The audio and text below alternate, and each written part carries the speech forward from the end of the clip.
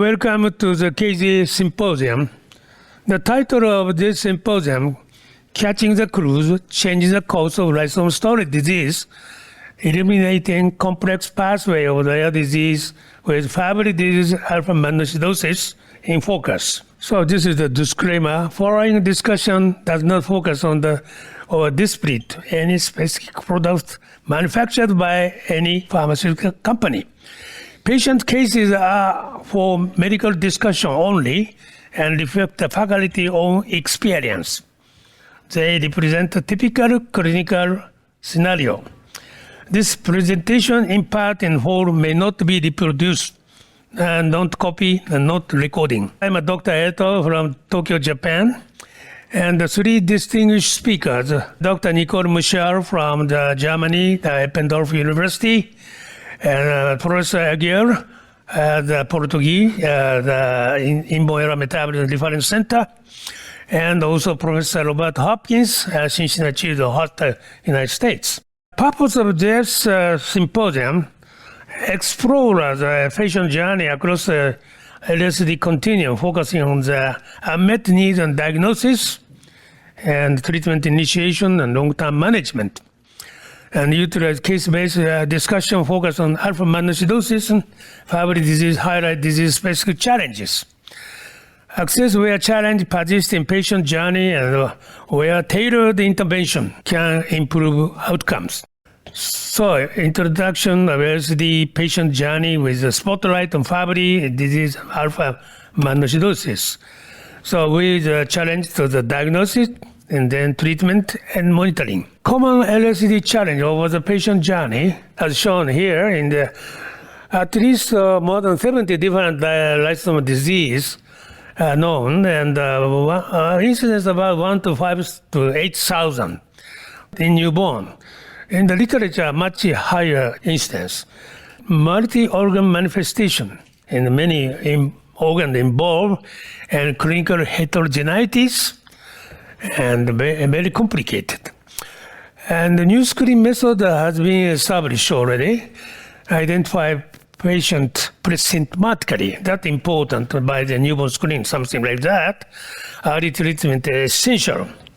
And the diagnosis treatment start early and pre-symptomatic treatment initiation, and usually delayed diagnosis, delayed treatment. Perceived burden of treatment may delay treatment start in patient milder form. Milder form very, very difficult, in the many cases, and particularly Fabry disease also.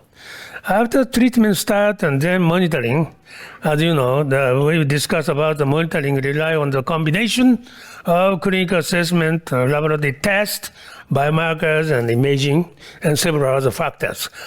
Biomarkers and ADA drug assay, drug standardization. Actually, the alpha and beta, for instance, Fabry disease, different ADA titled measurement. And also the patient experience between clinical visit, ERT infusion is underreported. So we discussed today two topics, two diseases. Alpha-Mannosidosis, very, very rare. In Japan, only few cases, and caused by the deficiency of Alpha-Mannosidosis and accumulation of mannose-rich oligosaccharide and inheritance autosomal recessive. Age of onset is a very early period and younger period, adult period. And incidence approximately very rare, 1 to 500,000. So we don't know exactly. If you have a treatment, maybe your incidence much high increased. And severe or attenuated form. Alpha-Mannosidosis is still a new disorders and must differentiate from mucopolysaccharidosis. On the other hand, the Fabry disease, as you know, very, very common. Many discussions already in the past 20 years, and deficiency of alpha-Gal and accumulation GB3 or lyso-GB3, many other glycoprotein, which are terminal alpha-Gal. And X chromosome. This is very important, X chromosomal inheritance. In case of this, and usually female does not affect, but in case of Fabry, more or less female also involved. And first symptom emerges at any age, and then incidence about 1 to 40 to 60,000. But it depends on the country, as you know.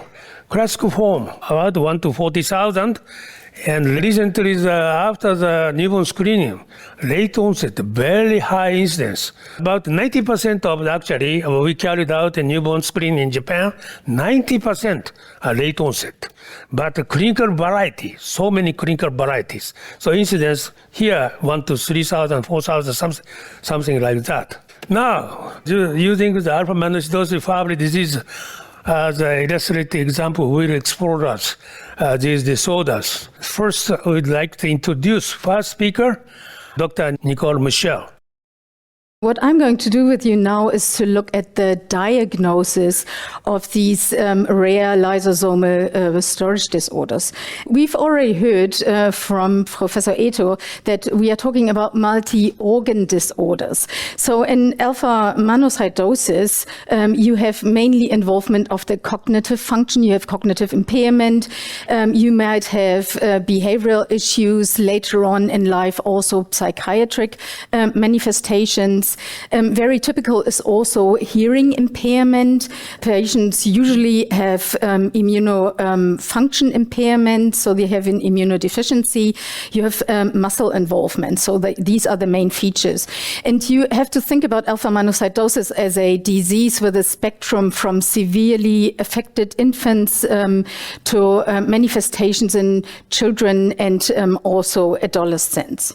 Fabry disease, on the other hand, we already heard in the introduction, there is late onset disease and there's classical disease, and the main manifestations are neurological manifestations, either affecting the central nervous system, for example with strokes, or the peripheral system with neuropathic pain, the typical acroparesthesia. You might have fatigue in these patients. There is cardiac involvement, mainly the left ventricular hypertrophy, and there is chronic kidney disease, and the first sign is albuminuria. It's important to recognize that you have an eye involvement, cornea verticillata. This is important in terms of making the diagnosis, and also angiokeratoma as a skin manifestation. So looking at the diagnosis of these disorders in alpha-mannosidosis and Fabry disease as well is, of course, the clinical suspicion as a first hint for the disease. So what do we do when we have the suspicion? We can screen for oligosaccharides in urine as a screening test, and we can look at the alpha-mannosidase activity. Then the diagnosis is confirmed by genetic testing.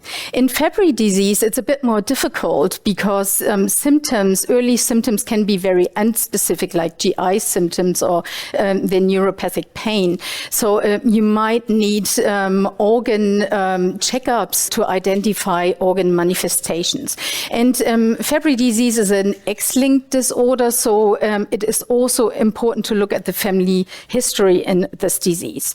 So how do we diagnose the patients? We look at enzyme activity again of alpha-galactosidase A, and but note that women might have a normal activity, and therefore you need to do further testing even if activity is normal.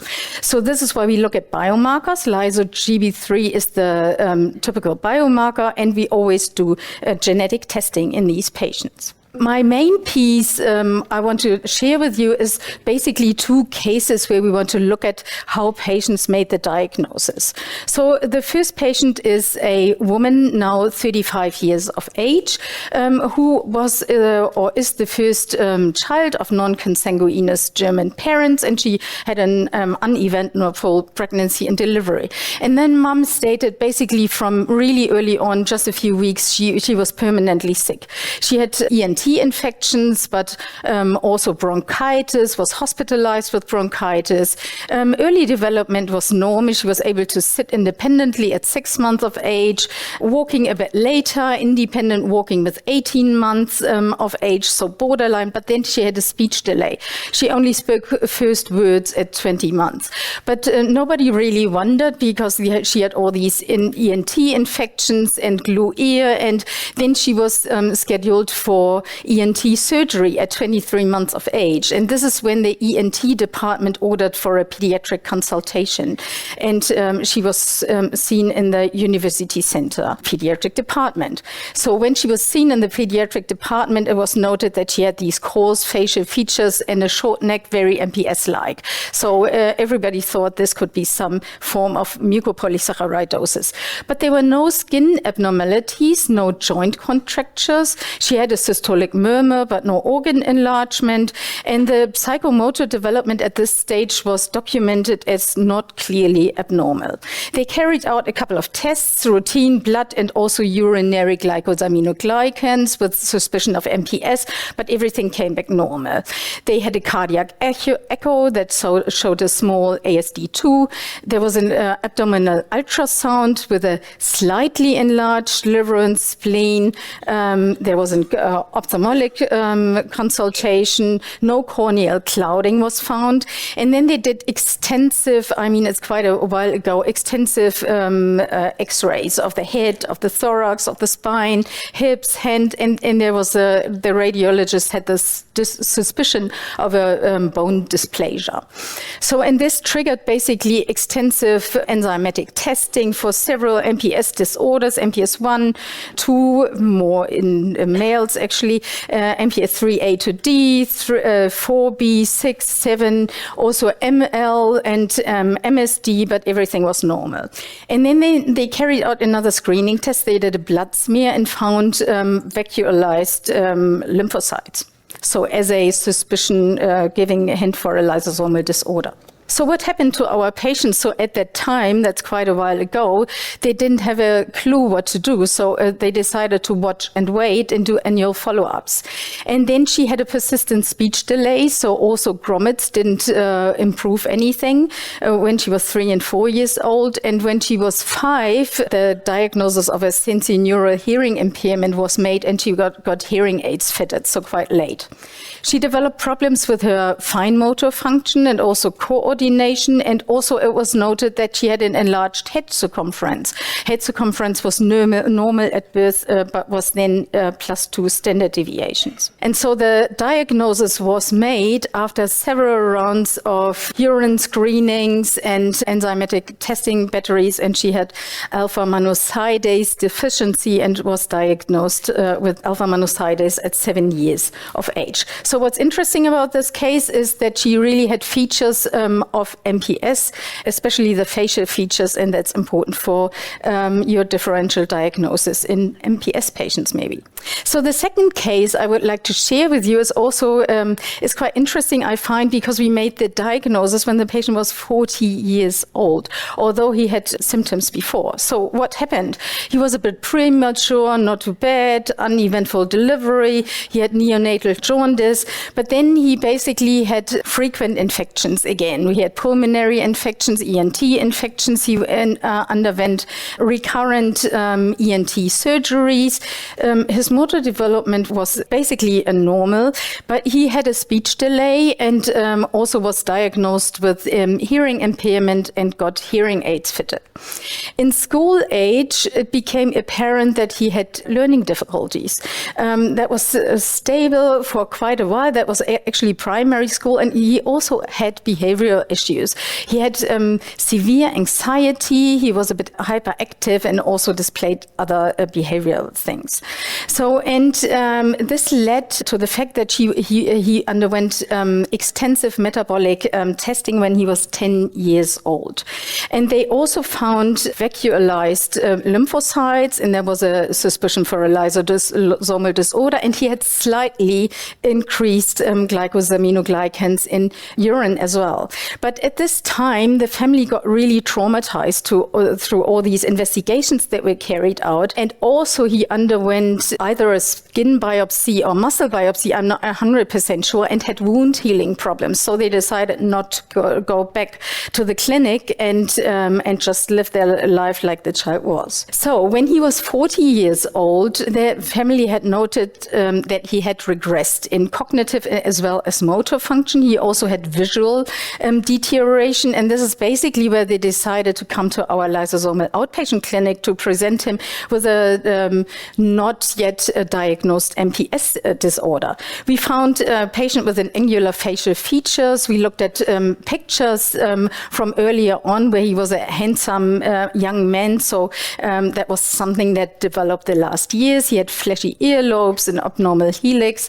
He was able to communicate with us in short sentences. Speech was a bit blurry. He was able to follow instructions. He was able to walk independently, but had a broad and unsteady gait. And first of all, we thought that was related to the vision problems, but it turned out he had ataxia. Also from the skeletal system, he had a long and narrow chest, kyphosis and scoliosis, but no joint contractures. In this case, we have alpha-mannosidosis again. So routine blood and urinary gag were normal. He had an enzymatic panel for MPS disorders that came back normal. But alpha-mannosidase activity was significantly reduced, and oligosaccharide pattern in urine abnormal and consistent with alpha-mannosidosis. We did a cognitive test in this patient, and he had an age equivalent of a 6-year-old child at that time. Echo and ultrasound of the abdominal organs were normal, and he had progressed macular atrophy. So this diagnosis was made at 40 years of age in this patient. I think the hint is the late regression, and we actually have a few patients with alpha-mannosidosis who regress between their 30s and 40s, and this is a bit different in MPS disorders, maybe as a clue. So what are the red flags for the diagnosis? We went through this before. Cognitive impairment is one. The skeletal abnormalities. So this is data of 111 patients that were looked at. The coarse features, but you see not in our patient diagnosed in adult life. Hearing loss is an important one. But when you look at these numbers, you have to take into account that some symptoms only occur, like ataxia is quite common in the adult population. So you can't say, oh, this is a rare symptom of alpha-mannosidosis. So in summary, it is challenging to diagnose these very rare lysosomal disorders due to their rarity, due to their clinical heterogeneity, because early symptoms might be unspecific. And what we need to work on awareness of these diseases, and we need to motivate general pediatricians to refer these patients to specialized centers, and also we need to work on the availability of testing possibilities like enzymatic and genetic testing. And this is where I hand over to Patrício on treatment. I will speak about treatment initiation. So, in this patient journey, we need to move on from the diagnosis to the treatment initiation. And when we think about treatment initiation in patients with lysosomal storage disorders, we need to think that we have some challenges in our face. So, guidelines. Guidelines, they can be a driver, they facilitate treatment initiation. Also, they can be barriers, because if the treatment initiation criteria are very strict, they can serve as a barrier to treatment initiation. Moreover, we have lack of validated biomarkers of treatment response, of prognosis of each individual patient. Moreover, we have to have individualized treatment objectives.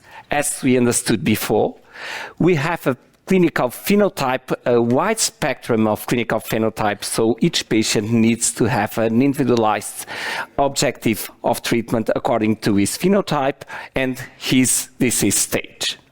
Moreover, we have some patients that are at high risk of infusion-associated reactions. And in alpha-mannosidosis and in Fabry disease, we have available treatments for alpha-mannosidosis enzyme replacement therapy, and for Fabry disease enzyme replacement therapy, as well as chaperones therapy.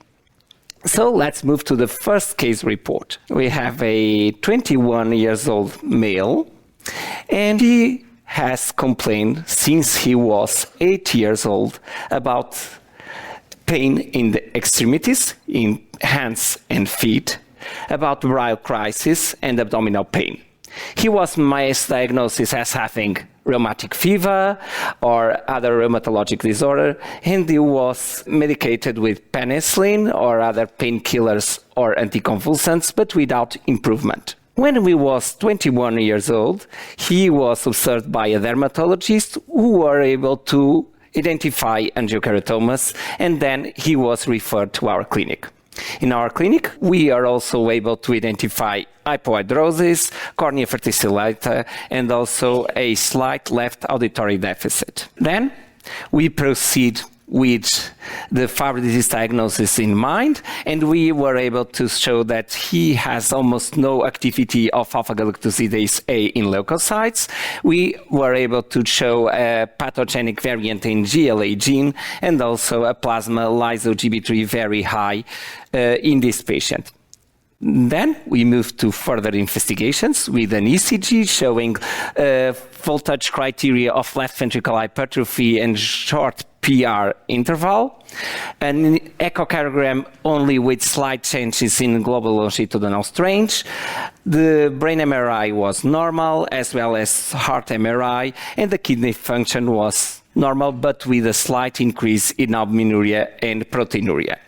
So, in this classically affected male with Fabry disease, we want to start enzyme replacement therapy or other treatment directed to Fabry disease. We can identify the patients at high risk of anti-drug antibodies because we have several evidence in the literature showing what patients are at high risk of this type of anti-drug antibodies. First, patients with higher values of plasma lyso-GB3, the most severely affected classical males with higher values of plasma lyso-GB3, they are more prone to develop anti-drug antibodies. Moreover, patients with non-SAS frame shift variants, they are more prone to develop anti-drug antibodies, as well as patients starting treatment with a galsidase beta. But there is also a clear relationship between the development of anti-drug antibodies and diffusion-associated reactions. We know that almost 90% of the patients with infusion-associated reactions, they have anti-drug antibodies. So, in this case report, I want to highlight that this patient has several features that are associated with increased risk of infusion-associated reactions, namely a classical phenotype, very high lyso-GB3 values, and a male sex. So it's important to take this into account when we want to start treatment in this patient. And then we want to move to the second case, a 46-year-old female. He has no symptoms, and he was identified as having Fabry disease in the setting of a family screening. He has a relative, a male, which was identified as having a Fabry disease with classical phenotype. And she has the same variant of the affected relative and a slight decrease in alpha-Gal A activity in leukocytes. We perform all the investigations, the panel of exams, with the echo showing only a mild left atrium enlargement, a cardiac MRI showing low T1, but a normal head MRI, no complaints in the peripheral nervous system. The audiogram was normal. He presents with cornea verticillata, according to the classical phenotype in her family. No angiokeratoma.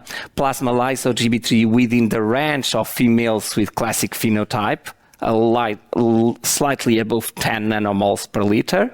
And the kidney function was normal. Here we have the guidelines, the European guidelines, but they mirror most of the guidelines, and in females and males with late onset phenotype, we should await until organ involvement appearance to start treatment.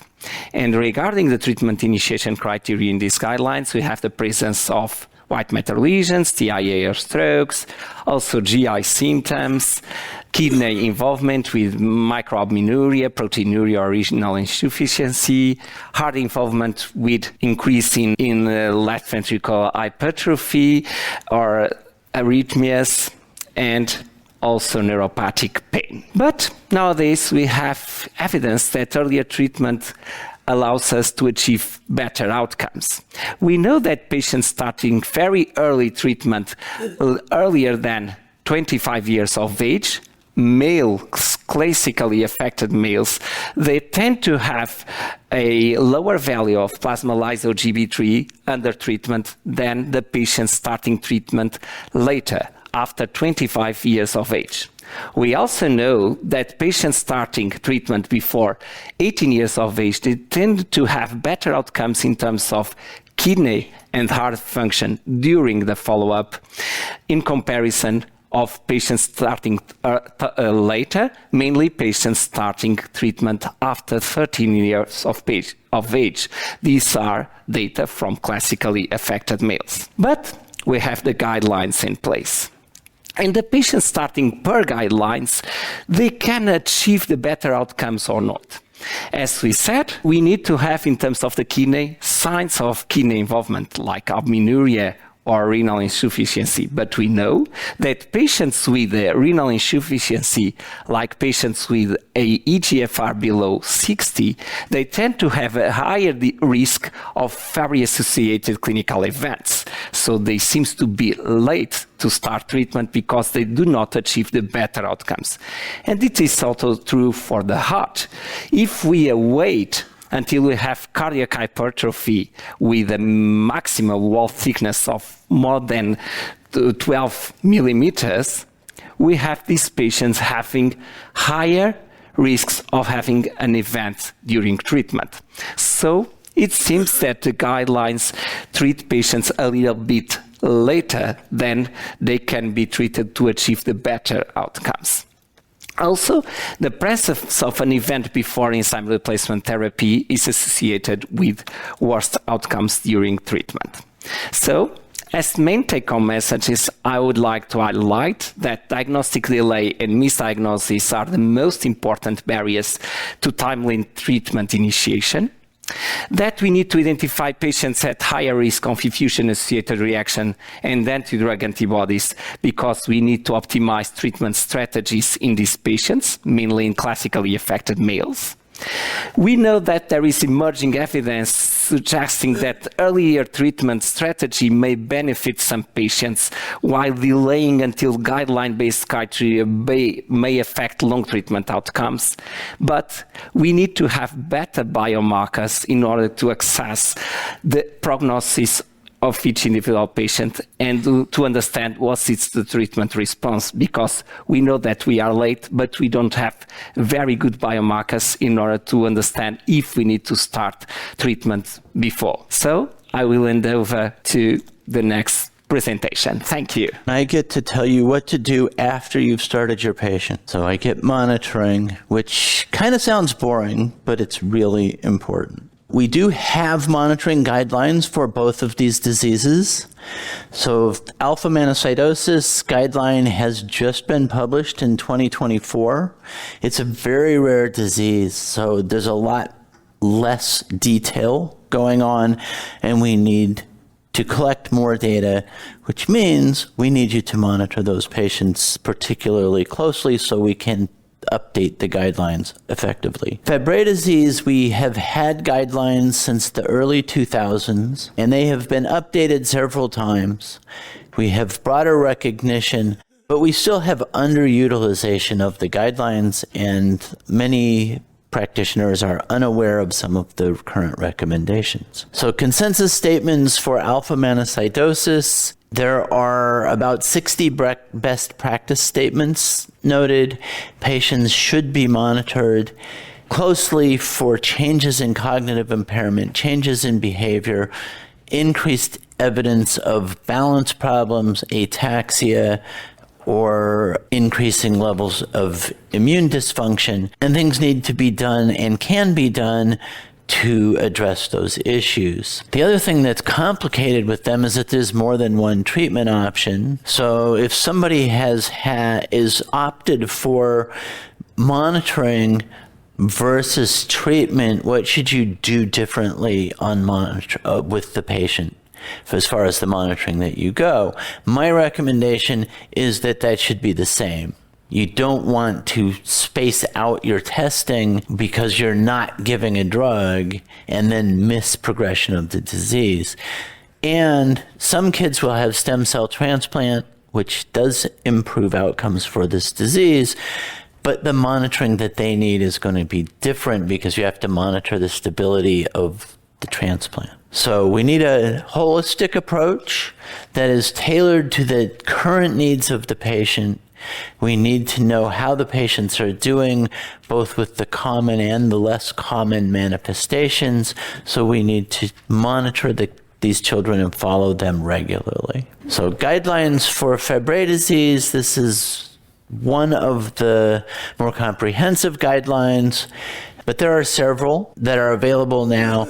They are all very similar in most ways, but do have some differences. And what do we look at? So this is clearly a multi-system disease. You need to update on how the patient is doing by doing a physical exam and getting a good history, updating family history with every encounter.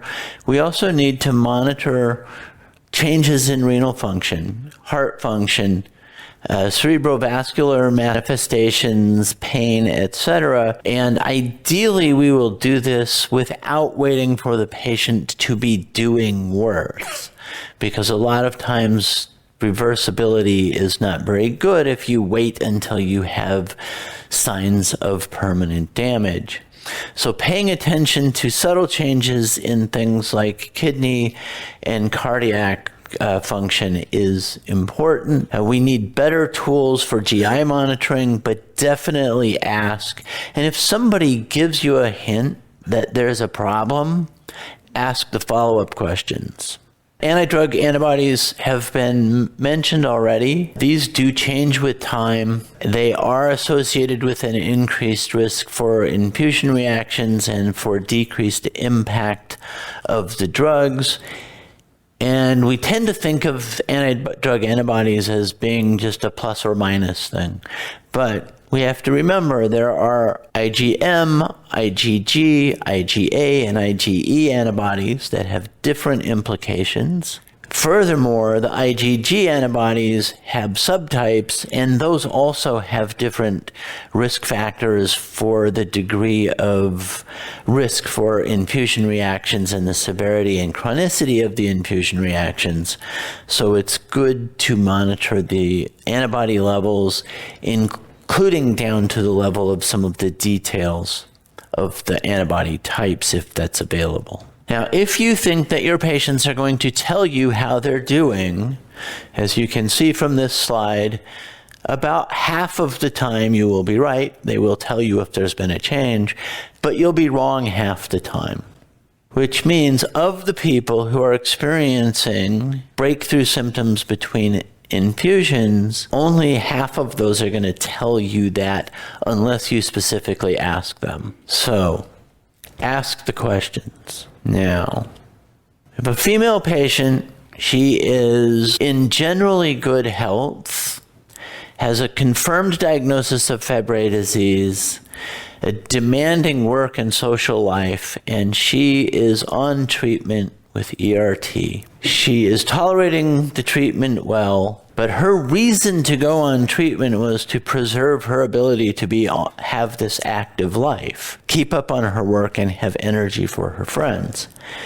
But the last 4 to 5 days between each infusion, she has increasing symptoms of fatigue, daytime sleepiness, dizziness, and worsening pain. So you have a patient with breakthrough symptoms and you want to know what to do about it. Most people will try to treat the symptomatic things with medications. It is clearly something that's difficult to manage. Less people are admitting to them, but I suspect that they are more frequent.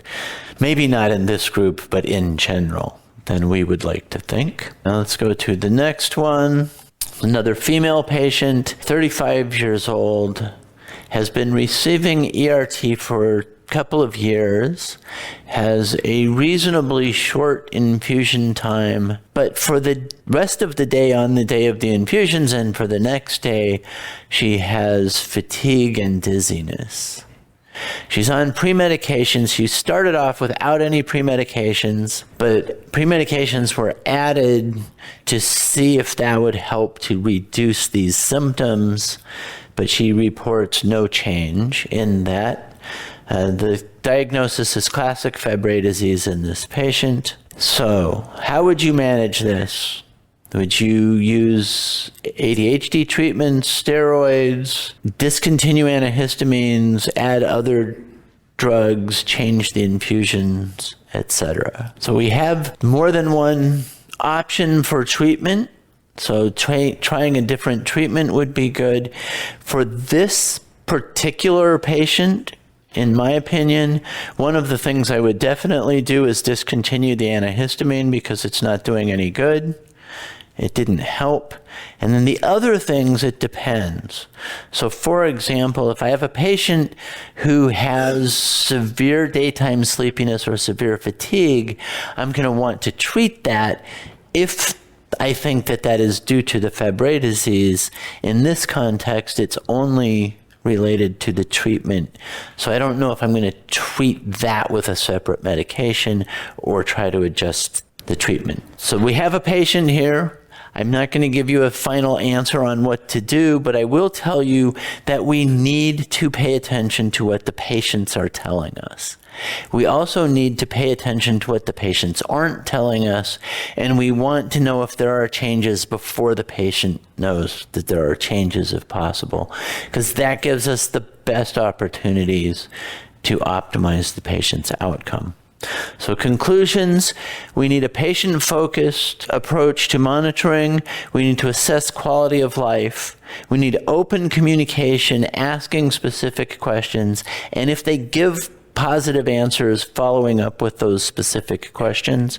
We need to consider symptoms that the patients might be concerned about, and we need to order the testing that is recommended for the monitoring and additional testing as indicated. And now we'll turn the time back over to Dr. Eto. Okay, thank you very much, three distinguished speakers.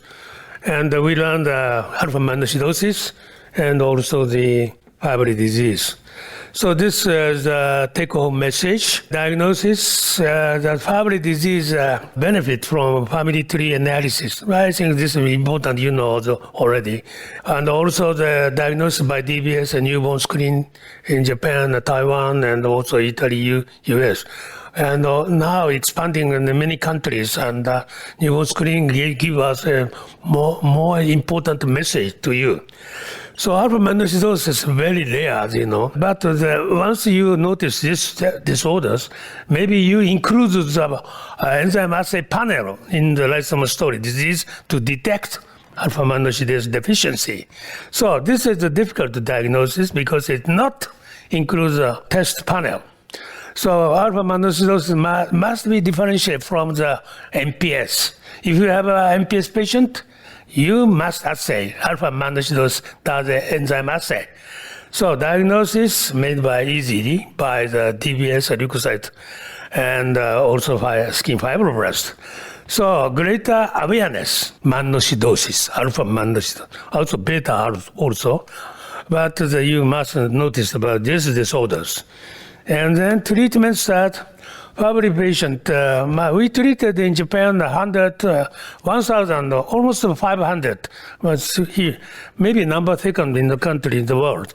And we treated the ELT, alpha, beta, and biosimilar, and chaperone therapy. Treatment guideline, late onset, very difficult. We have diverse clinical spectrum in late onset after newborn screening. Some patient, no clinical symptom, almost normal. And sometimes you find out a VUS. You cannot identify this mutation is symptomatic or not. So that is a difficult point with the future problem, future task forces. Alpha-Mannosidosis, few cases, as we mentioned, reported. And ELT is not yet approved in Japan. But once you find out that this enzyme therapy approved, you will find out more patients. So education and also education to the physician is very important. And so they only approve the US and EU. So diagnostic delays hinder timely treatment. And so after the treatment and monitoring is important, and also incorporate the PRO and individual reality management based on the patient and drug characteristic. And also antibody formation, still, we are discussing. And how do you monitor the antibody, and how do you assay the assay method is different in each companies. So antibody titer, how do you modulate this kind of antibody, and antibody also produce the IAR and some other things. And Alpha-Mannosidosis monitoring is less common, and but anyhow, diagnosis very important, early treatment important. So patient-centered approach to critical improve the long-term outcome. Now we don't have enough time, but we start with the question Q&A session. And do you have any question to the speakers? And Dr. Hopkins, do you think a symptom worsening between infusion is due to the short half-life of ERT? Symptoms worsening between infusions, we don't know what causes that. We do know that it's a commonly reported thing, and it could be the short half-life because the drugs are eliminated, the enzyme activity is dwindling, but that has not been adequately studied to say definitively what's causing it. So we need a lot more information. At what frequency do you monitor for ADS? I think that the frequency of monitoring, it depends on the phenotype, the sex of the patient. So in classically affected males, of course, we measure it at baseline and thereafter every 3 months, at baseline 3 months, 6 months, and every 6 months thereafter. However, in the other patients, like in females or late onset males, the risk of anti-drug antibodies is quite lower. So we can measure them in a longer period, or even don't measure them until we have infusion-associated reactions. If we have infusion-associated reactions, we need to assess them, even if the patient is a late onset male or a female with Fabry disease. What's the point to give a diagnosis of Alpha-Mannosidosis? Very, very rare. Are there any difference in clinical pictures? I mean, particularly the skeletal problems in differentiate from the MPS. What do you think about this kind of the matters? So first question, maybe the point of diagnosing is being able to treat them. There is ERT available, there's HSCT available, there is HSCT to salvage the central nervous system if you can diagnose them very early and maybe treat them early. So that these are the considerations. And there are differences between MPS and Alpha-Mannosidosis. You also have skeletal changes, but it's you have the hip disease in Alpha-Mannosidosis, but you don't have joint contractures like in MPS diseases, for example. That's a big difference. You do have scoliosis, kyphosis, but they aren't as progressive in Alpha-Mannosidosis either as in MPS diseases like MPS 1 or 6. What is the biggest barrier to see today in transitioning Alpha-Mannosidosis patient from ped to the adult care, the region that are transitioning well? So we don't do transitioning to adult care, I unfortunately have to state.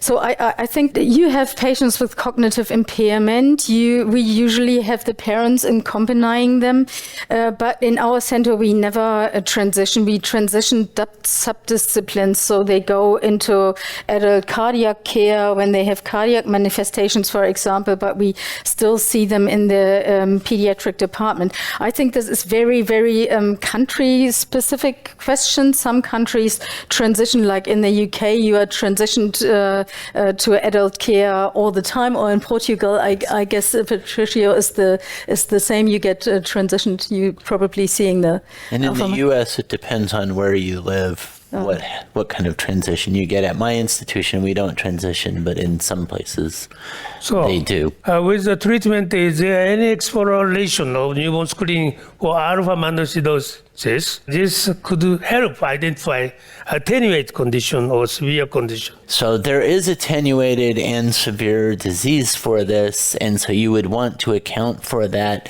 Newborn screening is valuable if earlier treatment improves outcomes, and there is already evidence enough to say that earlier initiation of treatment does in fact improve outcomes because it helps preserve mobility, decreases progression of the ataxia, and can improve the immune system. I really think there is no attenuated alpha-mannosidosis, so you have cognitive impairment.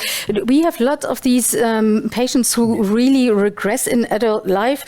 I mentioned that in our case between 30s and 40s, so I'd be careful to call that attenuated. Of course, it's different than the early onset, very severe ones, but still. When patients have Aguiar, could you consider switch to oral therapy? In patients with Fabry disease, the patient presenting with infusion-associated reaction, we can switch to oral therapy, but if there is an amenable variant, because most of the patients classically affected males, the patients that have more infusion-associated reactions, most of them are not amenable to chaperone therapy.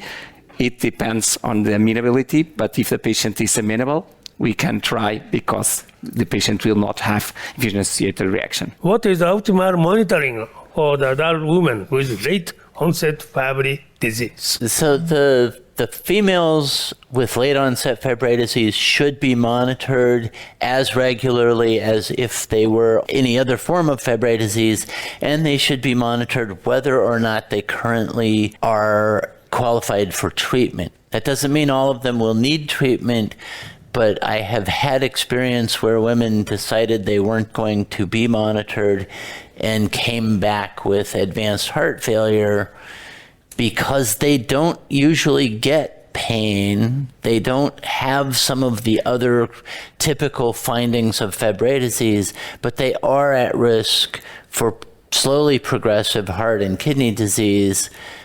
And if we aren't monitoring it, we're going to miss that and miss the window of opportunity where we could help these patients. Okay, thank you very much indeed, all the audience. Thank you very much to participate in this symposium. Thank you.